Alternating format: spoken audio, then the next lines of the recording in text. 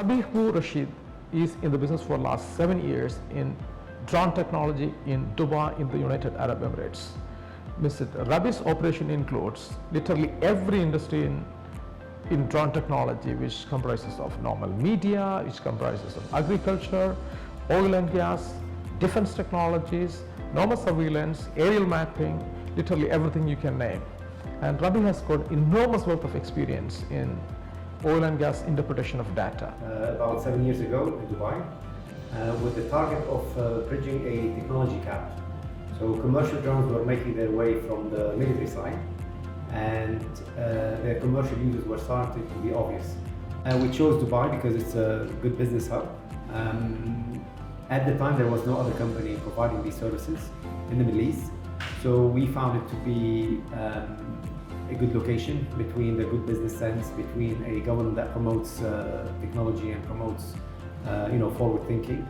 And now 7 years later, almost every entity, especially in oil and gas, is using drone, if not on a daily basis, on a weekly basis to improve their operations. Please tell us a little bit about yourself and FEDS in general. In 2012, I stumbled upon drones. There was a startup doing drones, and I was very intrigued to see what they're doing. So they were drone manufacturing, and I started investigating at the time and realizing that there is a potential. And obviously, 7 years later, I could say that we're glad we took that move. Could you please give me a bit idea about how the oil and gas sector and the drone industry in general looks like in Middle East? In oil and gas, if you want to inspect the flare tip, which is something that you have to do on a regular basis as part of your preventive maintenance, or even if it was an emergency maintenance, you have to shut it down first to let it cool down, build a scaffolding, and send an engineer to climb that scaffolding to do the actual physical inspection. When you bring a drone, you don't interrupt the business, you don't shut down the flare, you don't even cool it down, you don't even slow it down. You just send the drone, it will collect the data, it will take the picture, and it will create a digital twin. How did you find an interest in drone technology industry, and what was your road to Middle East in general? As long as you're flying legally and you're doing things in the proper manner through the proper channels, you're allowed to experiment and explore and develop. Obviously, oil and gas is one of the big ones. All utilities, so power lines as well, infrastructure, any construction, anything related to construction can benefit from the use of drones. From $22.2 billion in 2020, the drone technology industry is about to reach $45 billion over the next 5 years or by 2025.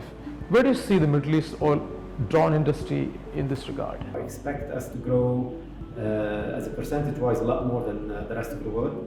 Using drones for deliveries, using drones for human transportation. These are the sectors that are just going to multiply like crazy in the next 5 years.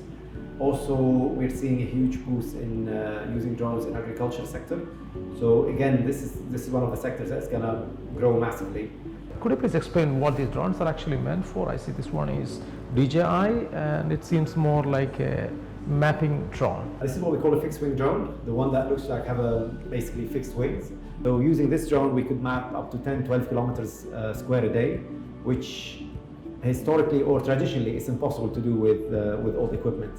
DJI M300, it's a fairly advanced system. There's probably 30-40 sensors on that thing, between sense and avoid, between warning to other airplanes. It's the latest. Both of these drones are the latest today in the market. I've not personally noticed drones killing many jobs. In fact, it is adding more jobs into several businesses. Today, probably we have hundreds of manufacturers around the planet that are building drones.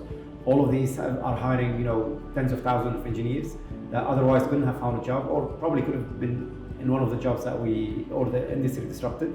So while we're disrupting all industries, we're creating so many more jobs. So we definitely have a positive impact on the economy, be it on the job market or on the pockets of the big organization when they're saving money. So it's definitely the impact of the drones on the economy is on the positive side.